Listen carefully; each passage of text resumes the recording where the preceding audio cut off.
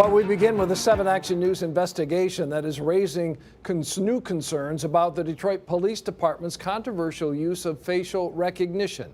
Good evening to you. I'm Dave Llewellyn. And I'm Glenda Lewis. Tonight you'll hear the story of one man who was wrongfully arrested due in part to that technology. His story is raising new questions about whether the program is putting innocent men and women in police custody. 7 investigator Ross Jones is looking into what went wrong and city protocols that failed to stop it. Michael Oliver is at least the second person DPD wrongly arrested due to a facial recognition misidentification. And now that mistake could end up costing taxpayers. I didn't commit this crime, so why am I going through this? Michael Oliver is the latest Detroiter to be wrongly arrested and this time charged due to a misidentification stemming from facial recognition technology. And I met Mr. Oliver in person, and I saw it was clearly a different person. Michael's attorney Patrick Nineheis says as soon as he met his client, he knew this was a wrongful arrest. One look at him and a still from a cell phone camera told him these were two different men. I knew the whole time. I said, let's take this to trial. I'll just put a picture of Mr. Oliver up and a picture of the assailant, and the jury will easily see it's the wrong person. I'm asking him, like, how was my face even brought up? And that's when he told me, like, your face, they put you in a lineup. The face recognition said it was you. The saga began in May 2019 when a Detroit Public Schools community district teacher, Stephen Cassani, began filming a bunch of young people near the school. One reached into his car, grabbed his phone, and threw it. Stephen reported the cracked screen and broken case, damages of $150 to DPD. From there, a screenshot from that video was fed into the department's facial recognition technology system, DataWorks. An analyst and supervisor signed off on the report that Michael was a match. After the teacher picked Michael out of a 6-person photo lineup, a warrant request was signed the following day. Michael would eventually be charged with felony larceny.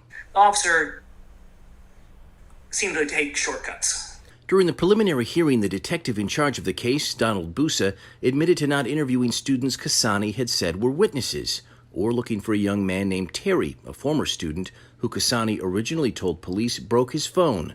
Nor did he save footage from a nearby green light camera that Cassani said the person who threw his phone walked by. Had he have done those things, it's in all likelihood that Mr.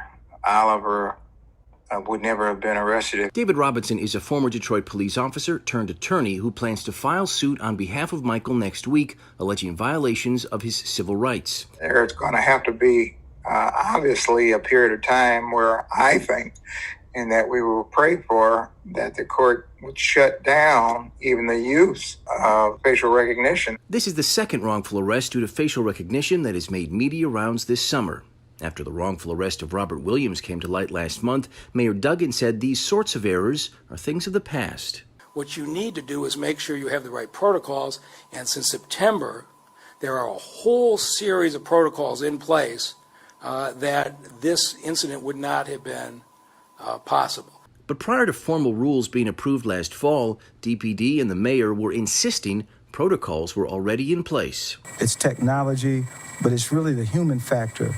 Our crime analysts who are very diligent, and once they come with a probable person, it's peer-reviewed, and then certainly a supervisor then weighs in to make sure this is a person we want to move to the next level of the investigation.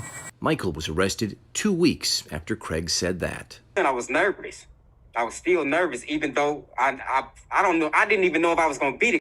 As for DPD, they say they have deep concerns with the investigative work in this case, and they are looking into it right now. You can read their full statement on our website right now at WXYZ.com. We're in Detroit tonight. I'm Ross Jones, 7 Action News. All right, Ross, thank you so much.